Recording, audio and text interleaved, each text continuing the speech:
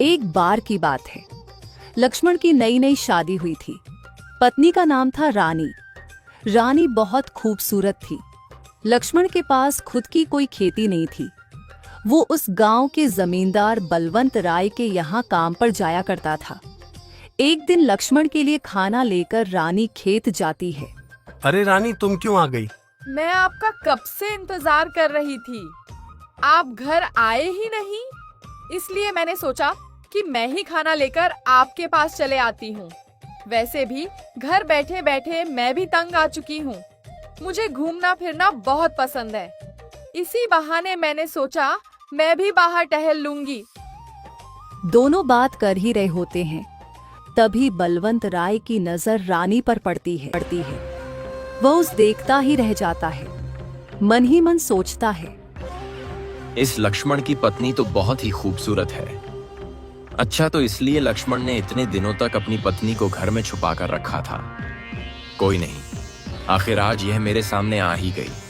इतनी खूबसूरत औरत तो हमारे पूरे गांव में नहीं है। वाकई में लक्ष्मण बहुत अच्छी किस्मत लेकर आया है। लेकिन ऐसे देखा जाए तो इस लक्ष्मण के नसीब में ये नहीं होनी चाहिए। ये तो मेरे जैसे के नसीब में होनी चाहिए, क्योंकि इस लक्ष्मण की औकात नहीं है कि इतनी सुंदर पत्नी इसको मिल सके। इसकी जगह लक्ष्मण के घर नहीं, मेरे घर में है। कुछ ना कुछ जुगाड़ करना होगा। अरे लक्ष्मण, जरा यहां तो आना। जी मालिक, आपने बुलाया? अच्छा, तो ये तुम्हारी पत्नी है? तुमने तुम्हारी पत्नी से मिलवाया नहीं? हाँ मालिक, माफ करना, मैं तो भूल ही गया। इसका नाम रानी है। आज काम थोड़ा ज्यादा था तो घर जा नहीं पाया, इसलिए ये खेत चली आई। अच्छा अच्छा, वैसे इसे थोड़ा घुमा फिरा दिया करो। घर बैठे बैठे बेचारी तंग आ चुकी होगी। इसे थोड़ा बाहर का माहौल भी तो देखने दो। सबसे घुल मिलकर रहेगी तो अच्छा रहेगा। इसे हमारे बारे में तो पता है ना। नहीं मालिक, यह आपको पहली बार देख रही है। रानी, यह हमारे मालिक है। यह सारा खेत इनका है। हमारे गांव के सबसे रईस आदमी है। हमारा घर इनके भरोसे ही चलता है। जी नमस्ते, आपसे मिलकर अच्छा लगा। वैसे आपका बहुत बहुत शुक्रिया। अगर आप ना होते तो पता नहीं घर का गुजारा कैसे हो पाता। अरे नहीं नहीं रानी, इसमें धन्यवाद की कोई बात नहीं है। वैसे हम तो तुम्हारे अपने ही हैं, है ना लक्ष्मण? जी मालिक, आप ठीक कह रहे हैं। अच्छा रानी, तुम जाओ, मैं खाना खा लूंगा। रानी वहां से चली जाती है। बलवंत राय उसे देखता ही रह जाता है। थोड़े दिन बीत जाते हैं। बलवंत राय लक्ष्मण से कहता है, अरे लक्ष्मण, कल हमारा जन्मदिन है। उसके लिए हमने दावत रखी है। तुम अपनी पत्नी को लेकर जरूर आना। जी मालिक, जरूर। आपने बुलाया, ये तो मेरा सौभाग्य है। मैं जरूर आऊंगा। लक्ष्मण, तुम इतने सालों से मेरे यहाँ काम कर रहे हो। तुम मेरे अपनों की तरह हो। तुम्हें तो बुलाना बनता है। और हाँ, रानी को जरूर लेकर आना। इसी बहाने वह हमारा घर भी देख लेगी। जी मालिक, जरूर। दूसरे दिन लक्ष्मण रानी को लेकर बलवंत राय के घर जाता है। बलवंत राय का घर देखकर रानी दंग रह जाती है। इतना बड़ा घर! काश हमारे पास इतना बड़ा घर रहता। ये कितना आलीशान है। यहाँ रहने में कितना मजा आएगा। सचमुच इनके सेठ की तो बात ही अलग है। अरे आओ आओ लक्ष्मण, मैं तुम्हारा ही इंतजार कर रहा था। मुझे अभी पता चला। दरअसल खेत में पानी का पाइप टूट चुका है। सारा पानी नीचे बह रहा है। तुम्हें अभी के अभी वो काम करना है, वरना बहुत पानी बर्बाद हो जाएगा। जी मालिक, मैं अभी खेत जाता हूँ। रानी, तुम घर जाओ, मैं थोड़ी देर में आ जाऊंगा। अरे नहीं नहीं लक्ष्मण, रानी को क्यों घर भेज रहे हो? उसे यहाँ थोड़ी देर रहने दो। हमारा जन्मदिन है, हमने दावत रखी है। बिना खाना खाए मैं नहीं जाने दूंगा। तुम खेत का काम देखकर आ जाओ, उसके बाद तुम भी खाना खाकर ही जाना। तब तक रानी को यही रहने दो और इसकी चिंता मत करो। हम हैं ना, हम तो तुम्हारे अपने ही हैं। तुम निश्चिंत होकर जाओ। अगर तुम्हें देरी भी हो गई तो मैं रानी को घर भिजवा दूंगा। जी ठीक है मालिक, मैं अभी खेत जाकर आता हूँ। बलवंत राय बहाने से लक्ष्मण को वहां से भेज देता है और रानी से कहता है, और बताओ रानी, तुम्हें हमारा घर कैसा लगा? बहुत ही अच्छा है सेठ जी। इतना बड़ा घर तो मैंने कभी नहीं देखा। सचमुच सब कुछ बहुत बढ़िया है। वैसे रानी, बुरा मत मानना, लेकिन तुम ये कैसी साधारण सी साड़ी पहनकर आई हो? अरे हमारा जन्मदिन है, इतनी बड़ी दावत है, कुछ अच्छा पहन के आती। माफ करना सेठ जी, लेकिन मेरे पास यही कपड़े थे। दरअसल मेरे पास इतनी अच्छी साड़ियाँ नहीं हैं। अरे मुझे कह देती तो मैं तुम्हारे लिए एक क्या 10 साड़ी भिजवा देता। मेरे पास पैसों की कोई कमी नहीं है। वैसे रानी, तुम पर यह साधारण सी साड़ी अच्छी नहीं दिखती। तुम बहुत खूबसूरत हो। तुम्हें तो कोई अच्छी सी जरी वाली साड़ी पहननी चाहिए जी, जो तुम्हारे लायक हो। क्या हमारा ऐसा नसीब कहाँ कि हमें इतनी महंगी साड़ियाँ पहनने को मिले। हम तो जैसे तैसे अपना घर चलाकर गुजारा करते हैं। वैसे रानी, तुमने इस लक्ष्मण में ऐसा क्या देखा जो इससे शादी कर ली? तुम्हें तो बहुत अच्छा लड़का मिल सकता था, क्योंकि तुम्हें कोई कमी नहीं है। तुम वाकई में बहुत अच्छी हो। जी आप सही कह रहे हैं, लेकिन यह मेरा नहीं, मेरे चाचा का फैसला था। दरअसल मेरे माँ बाप नहीं हैं। मैं बचपन से मेरे चाचा के यहाँ रह रही थी। उनके पास इतने पैसे नहीं थे कि वह किसी अच्छे और बड़े घर में मेरा रिश्ता तय कर सके। सच कहूँ तो मेरा भी यही सपना था कि मेरी शादी किसी बड़े से घर में हो, मेरे पास सब कुछ हो। लेकिन रानी, लक्ष्मण तुम्हें कभी कुछ नहीं दे पाएगा। तुम्हारी सारी जिंदगी गरीबी में ही बीत जाएगी। लेकिन अब कर भी क्या सकते हैं सेठ जी, शायद मेरा नसीब भी ऐसा है। बलवंत राय मन ही मन सोचता है, इसकी बातों से तो ये लग रहा है इसको फंसाना बाएं हाथ का खेल है। शायद यह भी यही चाहती है। वैसे रानी, नसीब बदल भी जा सकता है। जी सेठ जी, मैं कुछ समझी नहीं। कोई बात नहीं, धीरे धीरे सब समझ जाओगी। तुम एक काम करो, मेरे कमरे में जाओ। वहां मेरी पत्नी की बहुत अच्छी अच्छी साड़ियां हैं। तुम्हें जो भी साड़ी पसंद आए तुम उसे पहन लो, क्योंकि तुम्हारी यह साधारण सी साड़ी मुझे बिल्कुल अच्छी नहीं लग रही। लेकिन सेठ जी, मैं आपकी पत्नी की साड़ी कैसे पहन सकती हूँ? रानी, मेरी पत्नी इस दुनिया में नहीं है। उसे गुजरे हुए तो 5 साल हो गए। उसके कपड़े और गहने ऐसे ही पड़े हैं, जिन्हें कोई पहनने वाला नहीं। उसके जाने के बाद मैंने दूसरी शादी नहीं की, क्योंकि मुझे कोई लड़की पसंद ही नहीं आई जिससे मैं शादी कर सकूं। नहीं तो मैं जिस भी लड़की से शादी करता, वो लड़की इस घर में राज करती, बिल्कुल रानी की तरह जिंदगी जीती। महंगे महंगे कपड़े, साड़ियां, जेवर में उसके लिए सब कुछ करता, उसे बिल्कुल अपने पलकों पर बिठा कर रखता। अब सबका नसीब तुम्हारी तरह थोड़ी होता है। अब तुम्हारे नसीब में लक्ष्मण है, जो तुम्हें कुछ नहीं दे सकता, लेकिन जो मेरे नसीब में होती तो मैं उसे रानी की तरह रखता। खैर, अब ईश्वर की जैसी मर्जी। जब ईश्वर की मर्जी होगी तब कोई ना कोई जरूर मिल ही जाएगी। रानी के मन में लालच जाग जाता है और वह बलवंत राय के कमरे में जाती है और एक बहुत अच्छी साड़ी पहन लेती है। वाकई में यह साड़ी कितनी अच्छी है। सचमुच ये काफी पैसे वाले हैं। उनकी पत्नी जो कोई भी थी, कितनी नसीब वाली थी। और यहाँ कितने अच्छे अच्छे गहने हैं। काश सब कुछ मेरे पास होता, लेकिन मेरे नसीब में तो वह भिखारी लक्ष्मण ही लिखा था। जो मुझे कभी कुछ नहीं दे पाया। इन्होंने मुझे इतनी महंगी साड़ी पहनने के लिए दी, लेकिन मेरे खुद के पति ने कभी मुझे तोहफे में कुछ नहीं दिया। और यह कमरा भी कितना आलीशान है। वैसे इन सेठ जी की उम्र ज्यादा है, लेकिन अगर इतने पैसे वाला पति मिल जाए तो क्या बात होगी। थोड़ी ही देर बाद लक्ष्मण वहां आता है। रानी को इतनी महंगी साड़ी में देख लक्ष्मण बोलता है, रानी, ये साड़ी किसकी है? तुमने ये साड़ी कब बदली? जी, वो मेरे साड़ी पर खाना गिर गया था। वह काफी गंदी हो गई थी, इसलिए सेठ जी ने मुझे दूसरी साड़ी दी। रानी लक्ष्मण से झूठ बोलती है। बलवंत राय यह देख सोचता है, अरे वाह, यह रानी तो वाकई में मुझसे 2 कदम आगे निकली। मेरा काम तो बहुत आसान हो गया। सचमुच मानना पड़ेगा इस लड़की को। लगता है यह पूरी तरीके से मेरे जाल में फंस चुकी है। अब इसे मेरा होने से कोई नहीं रोक सकता। अच्छा, कोई बात नहीं। आपका बहुत बहुत धन्यवाद सेठ जी।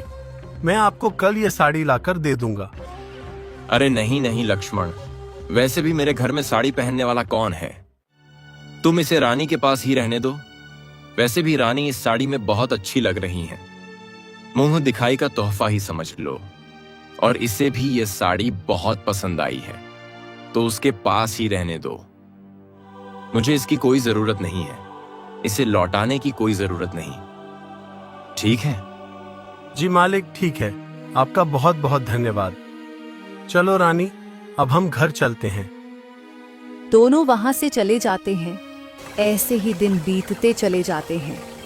रानी सोचती है, वह सेठ जी कितने अच्छे हैं। अगर उनकी पत्नी की जगह मैं उस घर में ले लूं तो मेरे तो बहुत ठाठ होंगे। मैं बहुत ऐश और आराम की जिंदगी जीऊंगी। मुझे इस छोटे से और घटिया घर में रहने की कोई जरूरत नहीं पड़ेगी। वैसे भी यह लक्ष्मण मुझे कभी कुछ नहीं दे पाएगा।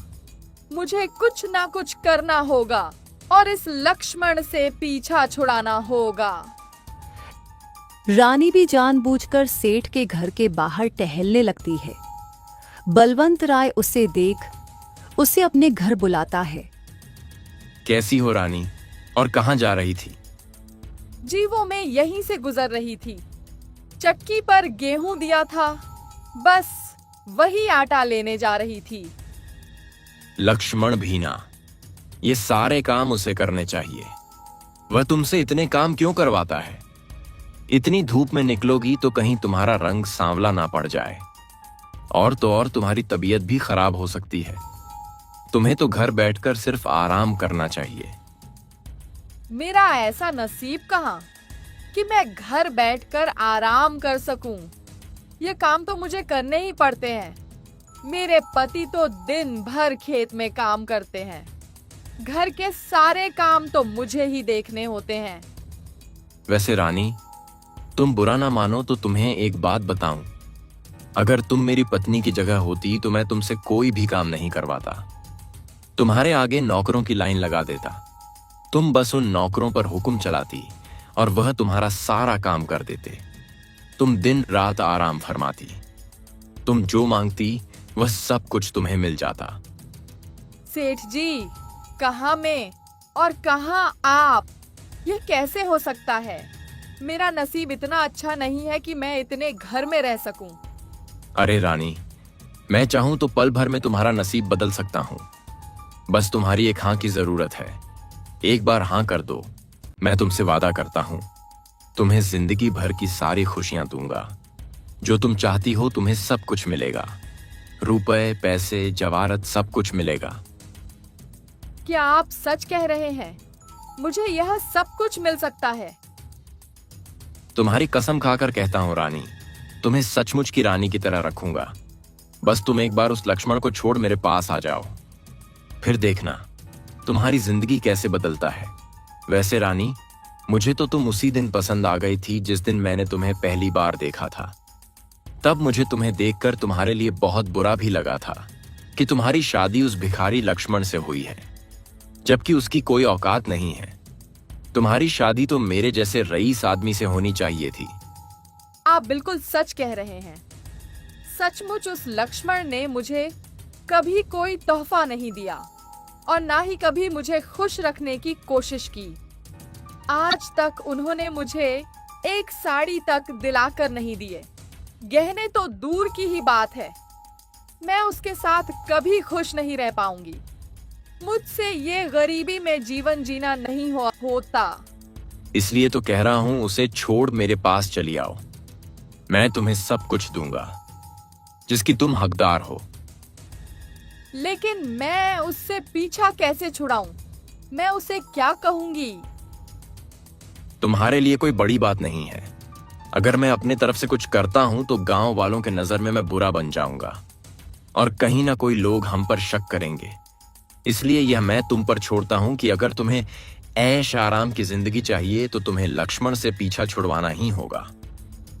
जी आपने सही कहा, मैं कुछ ना कुछ जरूर करूंगी। मुझे अभी जाना होगा। बलवंत राय और रानी चुप चुप कर मिलने लगते हैं। बलवंत राय उसे तोहफे में कभी साड़ी कभी गहने देता है। एक दिन लक्ष्मण साड़ी और गहने देख रानी से पूछता है, रानी, ये साड़ी तो तुम्हारी नहीं है और ना ही ये गहने तुम्हारे हैं। ये कहाँ से आए? किसने दिए?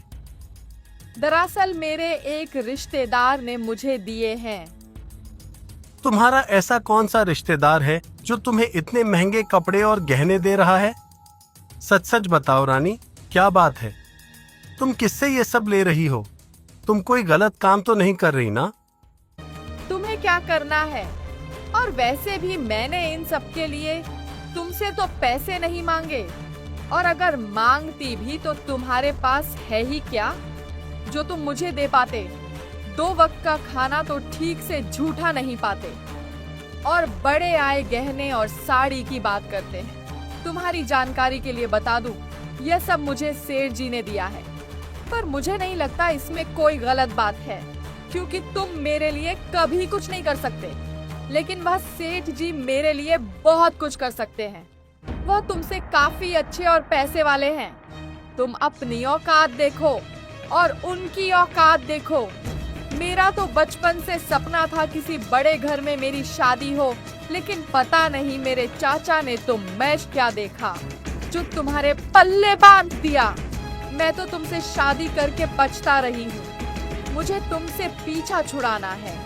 सुन लो, मैं तुमसे तलाक चाहती हूँ और तुमसे छुटकारा चाहती हूँ ताकि मैं अपनी मन मर्जी कर सकूं। मैं इस बंधन में और नहीं रहना चाहती। तुम जैसी जिंदगी मुझे दे रहे हो, मुझे वह जिंदगी नहीं चाहिए। मुझे आजाद कर दो। लक्ष्मण सारी बातें समझ जाता है कि बलवंत राय और रानी उसे धोखा दे रहे हैं। उसे बहुत बड़ा धक्का लगता है। उसके पैरों तले मानो जमीन खिसक जाती है। तो मेरे पीठ पीछे ये सब चल रहा है और बात इतनी आगे पहुंच गई कि तुम मुझे तलाक देना चाहती हो? अपनी उम्र देखो रानी, और उस सेठ की उम्र देखो। तुम और वो सेठ, छी! मुझे तो सोचते हुए भी शर्म आती है। तुम दोनों के दिमाग में इतनी घटिया बात आई कैसे? मुझे सिर्फ पैसों से मतलब है, उम्र से नहीं। भले ही उनकी उम्र मुझे कहीं ज्यादा है, लेकिन उनके पास तुमसे कहीं ज्यादा धन दौलत, जो तुम मर भी जाओ ना तो भी नहीं दे सकते। मैंने एक बार कह दिया तो कह दिया। मैंने फैसला कर लिया है। मुझे तुम्हारे साथ नहीं रहना। तुम चाहे कुछ भी कर लो, मैं तुम्हारे साथ नहीं रहूंगी। घर को छोड़कर चले जाओ, वरना मैं ही तुम्हारे घर को छोड़कर उनके पास चली जाती हूँ। लक्ष्मण का दिल पूरी तरह से टूट जाता है। रानी उसकी एक नहीं सुनती। लक्ष्मण बाहर चला जाता है और सोचता है, मैंने तो सपने में भी नहीं सोचा था कि सेठ जी और रानी ऐसा कुछ करेंगे। ए भगवान, इतना बड़ा दुख देने से पहले तूने मुझे मार क्यों नहीं दिया? अगर यह मेरी कोई परीक्षा है तो मुझे शक्ति दे कि मैं परीक्षा से लड़ सकूं, और अगर यह मेरे भले के लिए हो रहा है तो मुझे वो भलाई देखने की क्षमता दे। मैं जानता हूं आप जो भी करते हैं वह भले के लिए होता है, और अगर मुझसे कोई गलती हो गई है तो मुझे क्षमा कर दे। मुझे इतनी बड़ी सजा मत दे। मैं अब उस घर में नहीं लौट सकता। कल को यह बात गांव में पता चली तो लोग मेरे मुंह पर थूकेंगे, मेरे बारे में क्या क्या बात करेंगे। मैं लोगों के ताने नहीं सुन सकता। इससे अच्छा मैं अब दोबारा उस घर में नहीं जाऊंगा। वैसे भी रानी ने तो मुझे ठुकरा ही दिया है। उसे मुझसे ज्यादा पैसे से प्यार है। अब मैं इस घर में और इस गांव में और नहीं रह सकता। मुझे यहां से कहीं दूर जाना होगा। ऐसा कहकर लक्ष्मण उसे गांव को छोड़कर चला जाता है। बहुत दूर जाने के बाद वह बहुत थक जाता है और लोगों से मदद मांगता है। उसकी कोई भी मदद नहीं करता।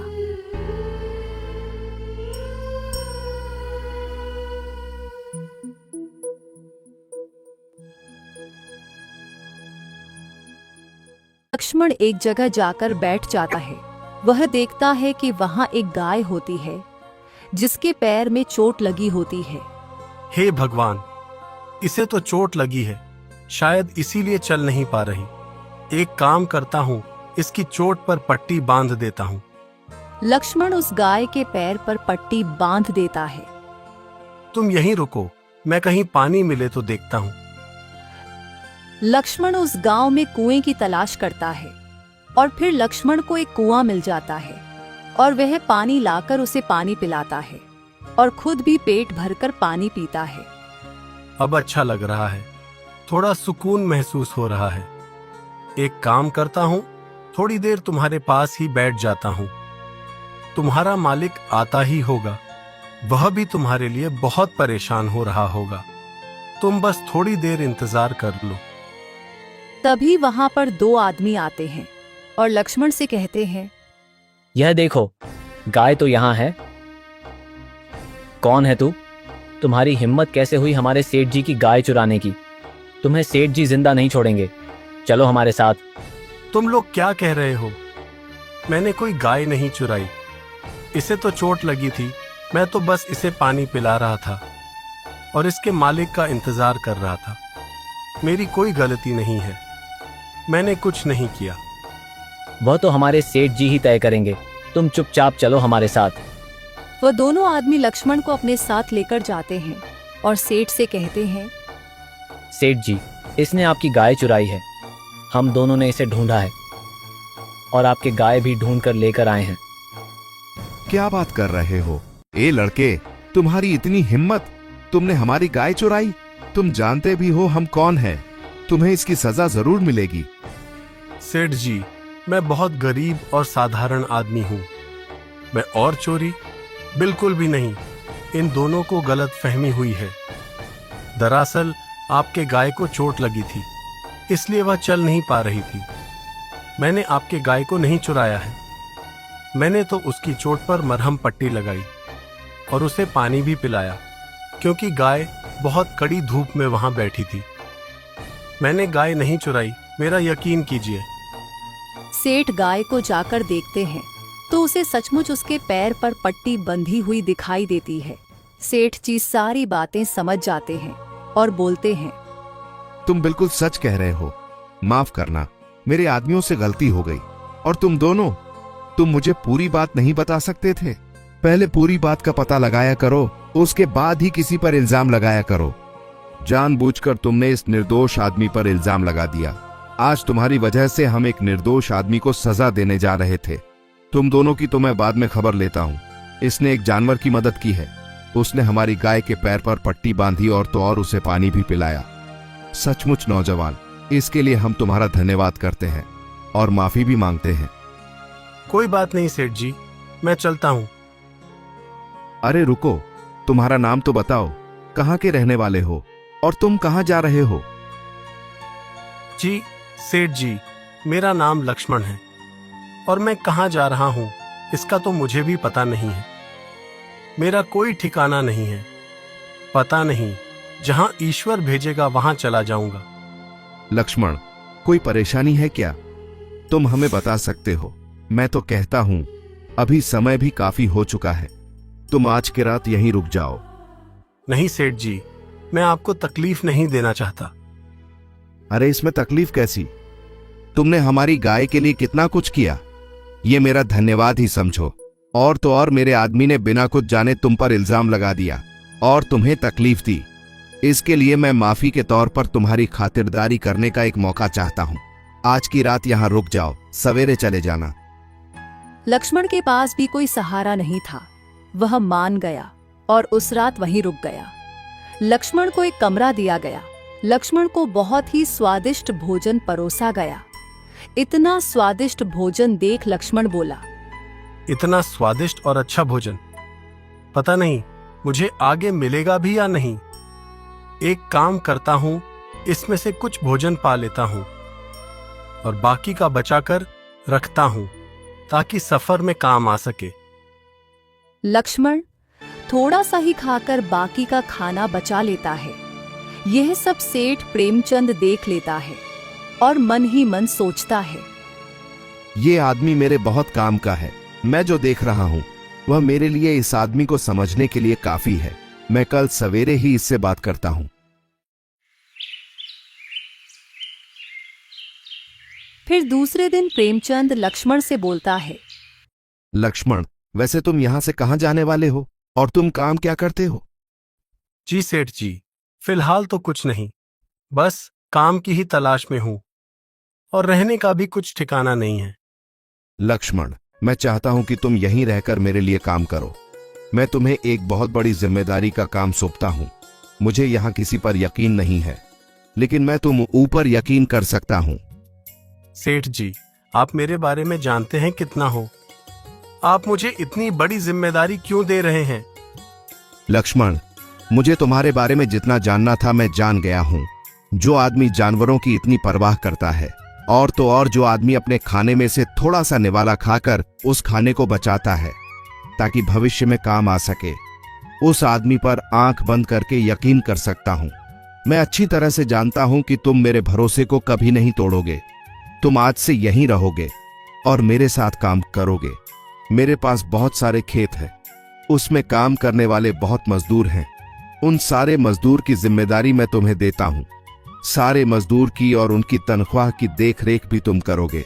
और हां, अब तुम ही बताओ, तुम क्या तनख्वाह लेना पसंद करोगे? जो तुम मांगोगे मैं तुम्हें दूंगा। आपने मेरे लिए जितना किया उतना ही काफी है। मुझे तो बस 2 वक्त की रोटी मिल जाए वही काफी है, और रहने के लिए एक छोटा सा घर, बस। और कुछ नहीं चाहिए। मुझे कोई तनख्वाह नहीं चाहिए। ऐसे कैसे? तुम मेरे लिए काम करोगे तो तनख्वाह तो तुम्हें लेनी ही होगी। मैं तुमसे मुफ्त में काम क्यों करवाऊं? और 2 वक्त की रोटी, यह तो बहुत कम हो गया। और हां, तुम्हारा काम भी बहुत जिम्मेदारी का है। मैं अपने मन से क्या ही कहूं। जो आपको देना है दे दीजिएगा, लेकिन अभी नहीं। मेरी तनख्वाह आप अपने पास ही रखिए। जब मुझे जरूरत पड़ेगी तब मैं आपसे मांग लूंगा। अच्छा ठीक है, चलो अब काम पर लग जाओ। मैं अशोक से कहकर तुम्हें सारा काम समझाने के लिए कहता है। लक्ष्मण वहां बहुत लगन से और ईमानदारी से काम करने लगता है। लक्ष्मण के आने से खेत के सारे मजदूर भी बहुत खुश हो जाते हैं। वह उनसे बहुत अच्छे से पेश आता है। प्रेमचंद सेठ लक्ष्मण की ईमानदारी से बहुत प्रभावित होते हैं। वह उसकी हमेशा तारीफ करते हैं। महीने बीतते चले जाते हैं। वह कहते हैं ना, जब अच्छे दिन आते हैं तब दुश्मन भी बन ही जाते हैं। ऐसे ही जलने वालों में एक नाम अशोक का भी होता है। अशोक वही काम करता है जो लक्ष्मण की तरक्की देख उससे जलने लगता है। यह कल का आया लौंडा बहुत उड़ रहा है, इसके पर काटने होंगे। मुझे इस सेठ जी के नजरों में इसे गिराना होगा ताकि सेठ जी से उसे लात मारकर यहां से निकाल दे। अशोक एक चाल चलता है और चोरी चुपके प्रेमचंद के कमरे में जाता है और वहां प्रेमचंद का एक मोती वाला हार लाकर लक्ष्मण के कमरे में रख देता है। और फिर दूसरे दिन जब प्रेमचंद तैयार होता है तो उसे अपना हार दिखाई नहीं देता। वो नौकर से पूछताछ करता है तो अशोक कहता है, सेठ जी, आपका वह हार लक्ष्मण ने चुराया है। आप उसकी कमरे की तलाशी लीजिए, आपको हार वहीं मिल जाएगा। ये तुम क्या बकवास कर रहे हो? लक्ष्मण ऐसा काम कर ही नहीं सकता। और तुम्हारी उससे क्या दुश्मनी है जो तुम सीधे लक्ष्मण का नाम ले रहे हो? तुम्हारे पास क्या सबूत है? सेठ जी, मैं आपसे कह रहा हूं ना, आप एक बार लक्ष्मण के कमरे की तलाश लीजिए, आपको हार वही मिल जाएगा। दरअसल सेठ जी लक्ष्मण जैसा दिखता है वैसा है नहीं। उसने आपको अपनी बातों के जाल में फंसाया है। उसने जानबूझकर यह दिखाया कि वह बहुत गरीब और ईमानदार है, जबकि सेठ जी वो एक धोखेबाज है, लोगों को लूटने का काम करता है और वह यहां यही करने आया है। आप उसके जाल में आ गए और उसे यहां रख लिया। देख लेना सेठ जी, एक दिन वह आपको बर्बाद करके छोड़ेगा। आपको मुझ पर यकीन नहीं आता तो आप उसके कमरे में जाकर क्यों नहीं देख लेते? क्या बकवास किए जा रहे हो? हमें तुम्हारी बातों पर बिल्कुल भी यकीन नहीं है, लेकिन फिर भी तुम्हारा मुंह बंद करने के लिए हम लक्ष्मण के कमरे की तलाशी लेते हैं। बाकी मुझे लक्ष्मण पर पूरा भरोसा है कि लक्ष्मण ऐसा कर ही नहीं सकता। फिर प्रेमचंद अशोक के साथ लक्ष्मण के कमरे में जाता है और तलाश करने लगता है। लक्ष्मण कहता है, क्या बात है अशोक जी और सेठ जी, आप यहाँ? कुछ हुआ है क्या? उसकी बातों का कोई जवाब नहीं देता। तभी अशोक बिस्तर के नीचे से हार निकाल लेता है और सेठ से कहता है, देखिए सेठ जी, यही वो हार है। मैंने आपसे कहा था ना कि यह हार लक्ष्मण ने ही चुराया है। अब तो आपको मेरी बातों पर यकीन हो गया ना कि मैं झूठ नहीं बोल रहा था। मैंने इस लक्ष्मण की सच्चाई बहुत पहले ही जान ली थी, लेकिन मेरे पास कुछ सबूत नहीं था। आपकी आंखों पर इसकी ईमानदारी की पट्टी जो बंदी थी, लेकिन अब आपको पता चला कि यह कितने बड़ा धोखेबाज है। ये सारी बातें सुनकर सेठ जी के पैरों तले जमीन खिसक जाती है और लक्ष्मण को भी बहुत बड़ा धक्का लगता है। ये हो क्या रहा है? ये हार यहाँ कैसे आया? सेठ जी, मैंने कोई हार नहीं चुराया। मैं तो खुद हैरान हूँ कि मेरे कमरे में कैसे आया। झूठ मत बोल साले, पकड़ा गया तो नाटक कर रहा है। ये हार तूने ही चुराया है। मैं तो तुझे बहुत पहले ही पहचान गया था कि तू यहाँ चोरी करने की इरादे से आया है। नहीं तो आप ही सोचिए सेठ जी, बिना तनख्वाह के या आपके लिए काम कर रहा था और बदले में सिर्फ 2 वक्त की रोटी मांग रहा था। वह इसलिए ताकि आप इस पर यकीन कर सके और इसे आपके तिजोरी पर हाथ साफ करने का मौका मिले। आज उसने आपका हर चुराया है, कल को यह तो आपकी तिजोरी ही साफ कर जाता और आपको पता भी नहीं चलता। सेठ जी, इसे सजा जरूर मिलनी चाहिए।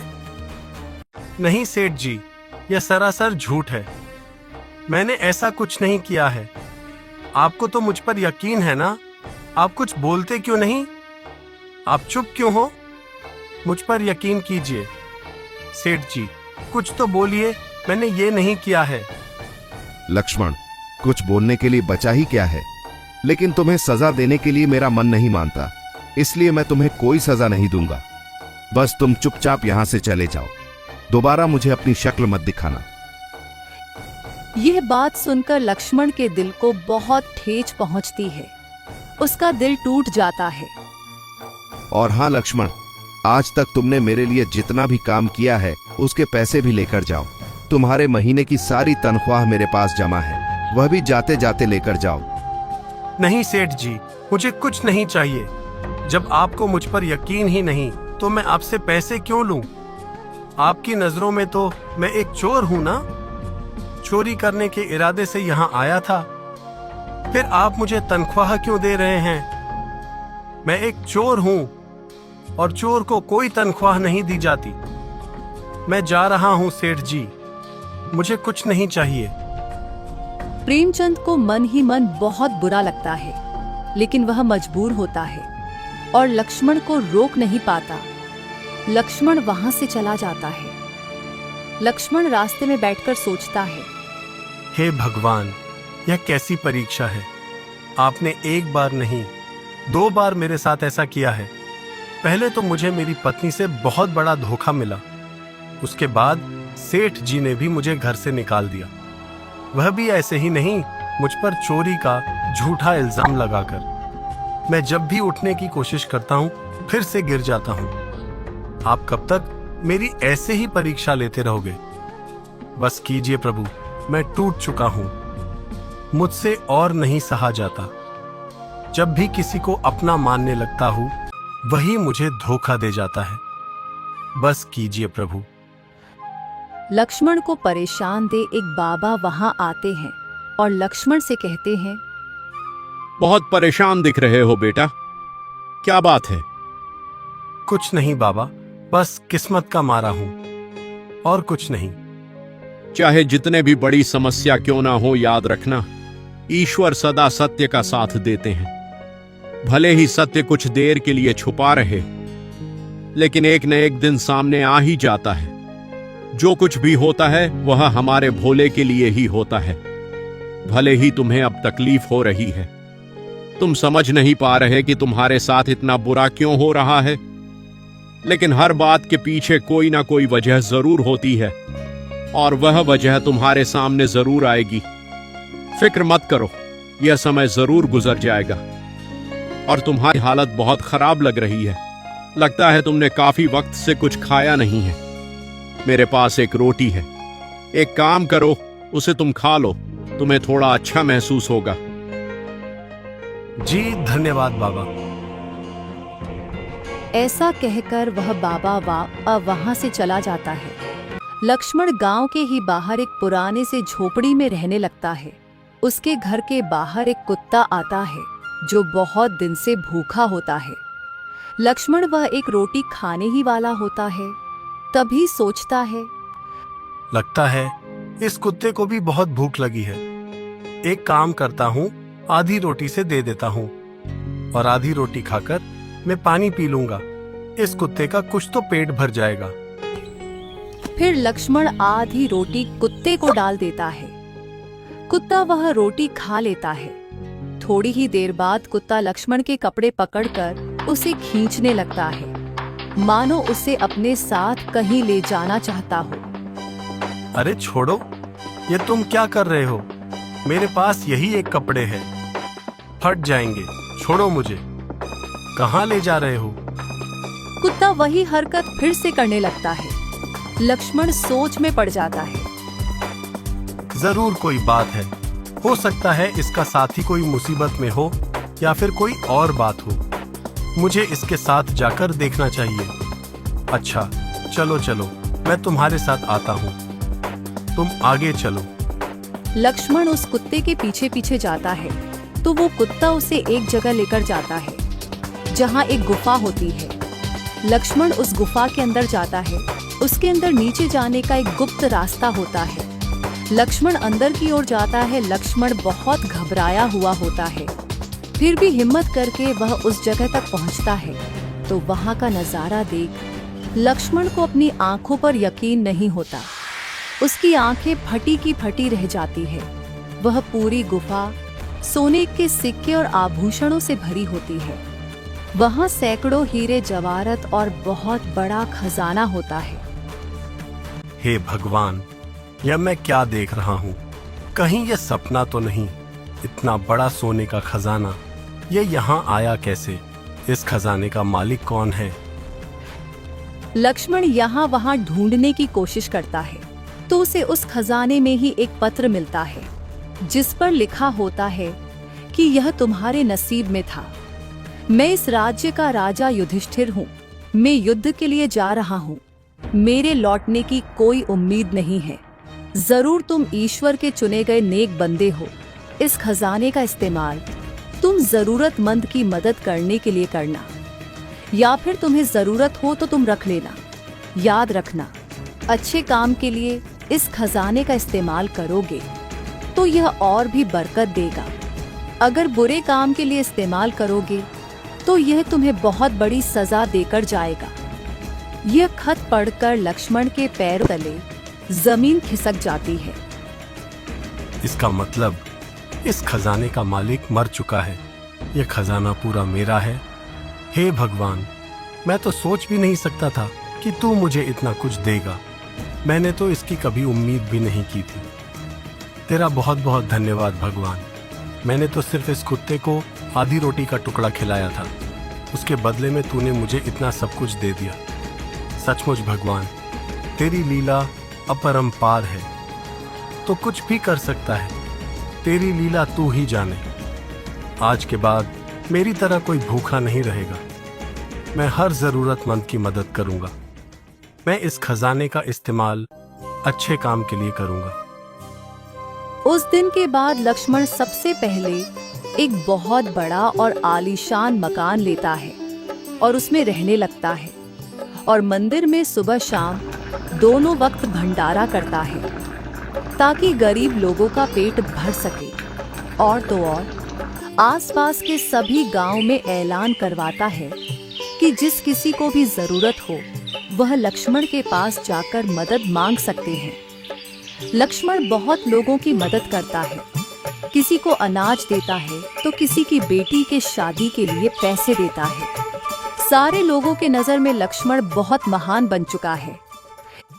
इधर अशोक सेठ जी के कमरे से तिजोरी की चाबी चुराते हुए पकड़ा जाता है। जब प्रेमचंद को इस बात की भनक पड़ती है, वह अशोक से कहते हैं, अच्छा, तो तुम हो वो आस्तीन के सांप। तुम्हारी हिम्मत कैसे हुई हमारी तिजोरी की चाबी चुराने की? तुम इतने सालों से यहाँ काम कर रहे हो, मैंने तुम पर इतना यकीन किया। अरे मैंने तुम्हारे कहने से उस बेचारे लक्ष्मण को काम से निकाल दिया, जबकि वह कितना नेक दिल था। कहीं तुमने उस पर झूठा इल्जाम तो नहीं लगाया? सच सच बता, उस दिन क्या हुआ था? वह हार उसने चुराया था या तुमने? अगर तुमने अब झूठ बोलने की कोशिश की तो तुम सोच भी नहीं सकते मैं तुम्हारा क्या हश्र करूंगा। डर के मारे अशोक सारी बातें बता देता है। सेठ को अशोक पर बहुत गुस्सा आता है। सेठ जी गुस्से में उसे काम से निकाल देते हैं और उस गांव से भी निकाल देते हैं। मैंने लक्ष्मण के साथ बहुत गलत किया। उसे कितना बुरा लगा होगा, जबकि उसने कुछ नहीं किया था। वह तो बस ईमानदारी से अपना काम कर रहा था। मुझे उसे ढूंढना होगा, उससे माफी मांगनी होगी। मुझे तब तक चैन नहीं आएगा। प्रेमचंद लक्ष्मण को ढूंढने के लिए अपने आदमी भेजता है। इधर लक्ष्मण के पास उसका आदमी बोलता है, मालिक, बाहर एक औरत आई है, पता नहीं कौन है, बहुत दूर से आई है। वह कह रही थी कि उसे काम की बहुत जरूरत है, बस 2 वक्त की रोटी ही मांग रही है और उसके पास रहने का भी कोई ठिकाना नहीं है, रहने के लिए जगह भी मांग रही है। अच्छा, कोई बात नहीं, तुम उस औरत को अंदर भेज दो। हम उसे काम भी देंगे और रहने के लिए जगह भी देंगे। उसे कहो फिक्र न करे। वह नौकर उस औरत को अंदर भेजता है। उस औरत को देखकर लक्ष्मण को बहुत बड़ा धक्का लगता है। वह औरत और कोई नहीं, रानी होती है। रानी भी लक्ष्मण को देखकर और उसके घर को देखकर दंग रह जाती है। उसके पैरों तले भी जमीन खिसक जाती है। आप यहाँ? इसका मतलब मैंने जितना भी सुना था वह आपके बारे में सुना था। मैं तो सोच भी नहीं सकती थी कि सारे गांव में जिसके नाम की चर्चा हो रही है वह आप है। मुझे माफ कर दीजिए, मैंने आपके साथ बहुत बुरा किया। शायद ईश्वर आज मुझे इसी बात की सजा दे रहा है। मेरे पास तो 2 वक्त की खाने की रोटी तक नहीं है। उस बलवंत राय ने मेरा इस्तेमाल करके मुझे छोड़ दिया। उसने मुझसे मेरा घर तक छीन लिया। उसने मेरे साथ धोखा किया। आपके जाने के बाद उसने मुझसे शादी नहीं की, बल्कि मेरा इस्तेमाल किया। और जब उनका मन भर गया, उन्होंने मुझसे अपना पीछा छुड़वाना चाहा। जब मैंने उनके खिलाफ जाने की कोशिश की, तो उन्होंने षड्यंत्र करके मेरा घर तक मुझसे छीन लिया और पूरे गांव के सामने मुझे बदचलन साबित कर दिया और मुझे ही गांव से निकाल दिया गया। सारे गांव वालों ने उस बलवंत राय पर ही यकीन किया। मेरा किसी ने साथ नहीं दिया। मेरे पास अब कुछ नहीं है, ना ही रहने का सहारा है। मेरी मदद कर दीजिए। मैं जानती हूँ मैं आपकी मदद के लायक नहीं हूँ, फिर भी हो सके तो मेरी थोड़ी मदद कर दीजिए। मैं आपका एहसान जिंदगी भर नहीं भूलूंगी। लक्ष्मण उसकी हालत देख कुछ बोल नहीं पाता और अपने आदमी से कहता है, इस औरत के रहने का इंतजाम करो और इसे हमारे आश्रम में काम भी दे दो।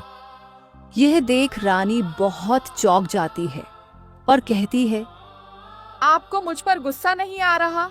आखिर आप मुझे काम कैसे दे सकते हैं और रहने के लिए जगह भी दे रहे हैं?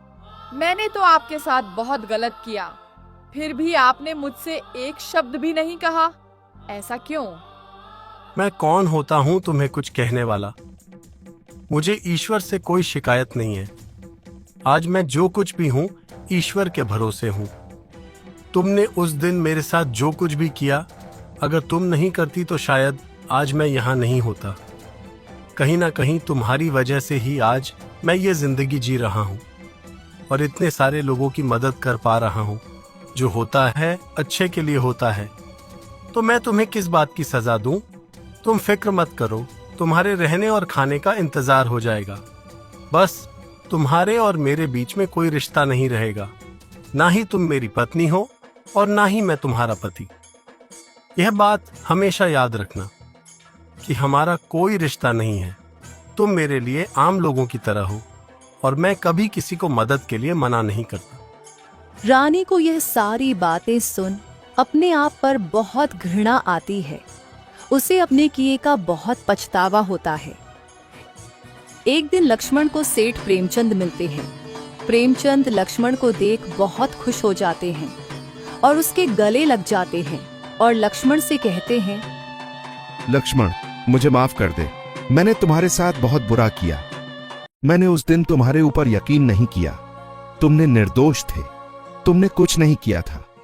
मुझसे गलती हो गई, मुझे माफ कर दे। अरे नहीं नहीं सेठ जी, आप माफी मत मांगे। अगर उस दिन आपने मुझे वहां से नहीं निकाला होता तो आज मैं यहां नहीं होता। आज देखे सेठ जी, हजारों लोगों का पेट भर रहा है, हजारों लोग काम कर रहे हैं, उनका घर अच्छे से चल रहा है, वह काफी खुश है। आज कोई भूख से नहीं मर रहा। सारे लोगों के पेट आराम से भर जाते हैं। सुबह शाम यहाँ भंडारा होता है। यहाँ के सभी लोग बहुत खुश हैं, सुखी हैं। ये सब आपकी वजह से। अगर आपने उस दिन मुझे वहां से नहीं निकाला होता तो मैं उस जगह ना पहुंचता जहां से मुझे ये सब कुछ मिला है। तो आप मुझसे माफी मत मांगे, इसमें आपका बहुत बड़ा योगदान है। आपकी वजह से ही मैं आज इस जगह पर खड़ा हूं। धन्यवाद तो मुझे आपका करना चाहिए। सचमुच लक्ष्मण, तुम बहुत महान हो। मैंने तुम्हारे साथ बहुत बुरा किया, फिर भी तुम्हारे अंदर मेरे लिए कोई मैल नहीं है। सचमुच मैंने तुम्हें पहचान में गलती कर दी। शाबाश लक्ष्मण, तुम लोगों के लिए जो कर रहे हो शायद ही कोई कर पाता। सचमुच तुम बहुत अच्छा काम कर रहे हो। ईश्वर तुम्हें सदा खुश रखे।